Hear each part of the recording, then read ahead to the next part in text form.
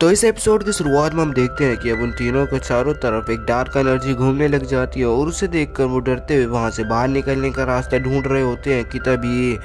उस बचे हुए मार्शल किंग पर भी वो डार्क एनर्जी हमला कर देती है, जिसकी वजह से उसकी बॉडी पूरा डैमेज होना चालू हो जाती है और उसके बॉडी पर क्रैक आने लग जाते हैं, जिसे वो रोकने की पूरी कोशिश कर रहा होता है, लेकिन वो ऐसा नहीं कर पाता है और वो उस पर पूरा काबू कर उसे स्पिरिचुअल एनर्जी में बदल कर मार डालती है। और अब ये देखकर वो दोनों थोड़ा थोड़ा डरने लग जाते हैं और अब चैनसॉ ब्लड हैंड किंग से वहां से बाहर निकलने के लिए कहने लगता है और वो दोनों ऊपर की तरफ भागने लग जाते हैं। और चैनसॉ सबसे पहले ऊपर आ जाता है और वो ब्लड हैंड किंग को देख रहा होता है, लेकिन वो ऊपर नहीं आ पा रहा होता है और वो पूरी जगह भी धीरे धीरे कर टूटने लग जाती है। और चैनसॉ सोचने लग जाता है कि शायद ब्लड हैंड किंग मारा जा चुका होगा कि तभी ब्लड हैंड किंग ऊपर आ जाता है और तभी वहां पर एक फॉर्मेशन बन जाती है, जिसे देखने के बाद ब्लड हैंड किंग कहने लगता है कि आखिरकार ये चीज है क्या। तो चैनसॉ अपनी आइज की मदद से नीचे देखने लगता है और वो कहने लगता है कि मुझे लगता है कि हम बहुत ही बड़ी मुश्किल में पड़ने वाले हैं। और वो अंदर देखता है कि वो पूरी जगह खाली होती है और चैनसॉ कहने लगता है कि शायद इस जगह पर पहले यही फॉर्मेशन रहा करती थी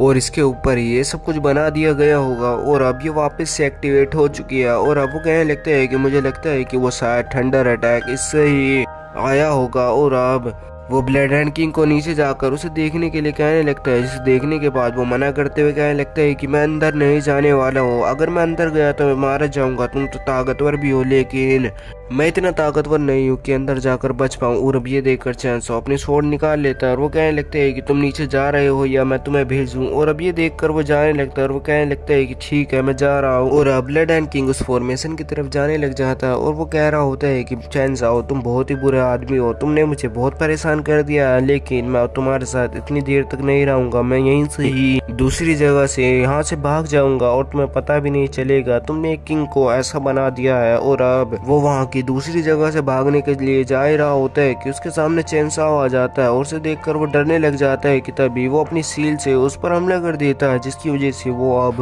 उसी फॉर्मेशन में जा गिरता है। और अब वहाँ पर चैनसॉ भी आ जाता है। वहाँ आने के बाद वो कहने लगता है कि तुमने इतना तेज हमला करा कि मेरे सिर में दर्द मचने लग गया है, तुमने बहुत ही बेरहमी से मेरे ऊपर हमला किया है। जिसे देखने के बाद वो अपनी स्वॉर्ड को उसके सामने ले आता है और वो कहने लगते है कि क्या तुम क्या कहना चाह रहे हो। तो वो कहने लग जाता है कि नहीं नहीं, तुम बहुत ही अच्छे आदमी हो, तुमने मेरी बहुत ज्यादा मदद की है, इसकी वजह से ही मैं शायद अभी तक जिंदा रह पाया हूँ। और अब ये देखकर वो उसे वहीं पर छोड़कर उस फॉर्मेशन को चेक करने के लिए आगे बढ़ने लगता है और नीचे बैठकर उसे ध्यान से देख ही रहा होता है कि ब्लड हैंड किंग कुछ नोटिस करता है, उनके आसपास कुछ घूम रहा होता है और वो उसे ध्यान से देखने की कोशिश कर रहा होता है। और वो एक बार उसके सामने से जाता है, जिसे देखने के बाद वो उधर ही देखने लग जाता है कि वहाँ पर एक बड़ी सी बिल्ली उसके सामने आ जाती है, जो कि बहुत ज्यादा पावरफुल लग रही होती है और वो उसके ऊपर से कूद कर चैनसॉ पर हमला कर देती है। और चैनसॉ उससे लगातार बचने की कोशिश करने लग जाता है और वो पावरफुल होती है, जिसकी वजह से चैनसॉ भी उससे पीछे हटने लग जाता है, लेकिन चैनसॉ उसे कंट्रोल करने की पूरी कोशिश कर रहा होता है, लेकिन वो बार बार उसे पीछे फेंक रही होती है और वो उसके सामने खड़ी हो जाती है और एक अटैक उस पर करती है।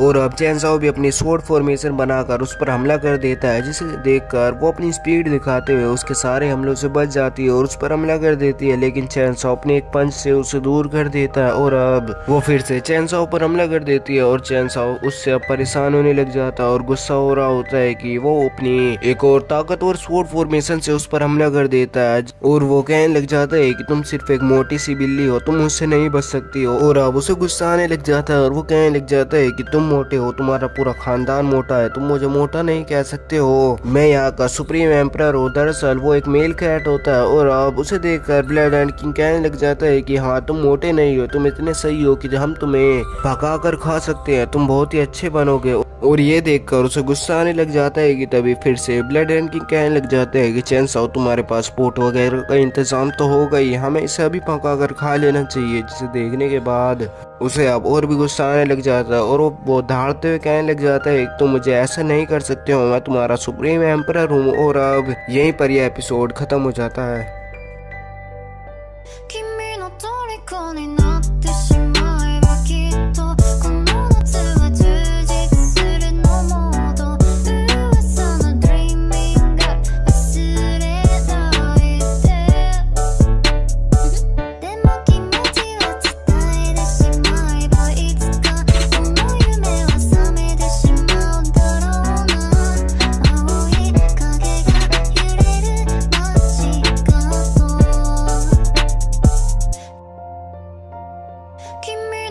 虜にな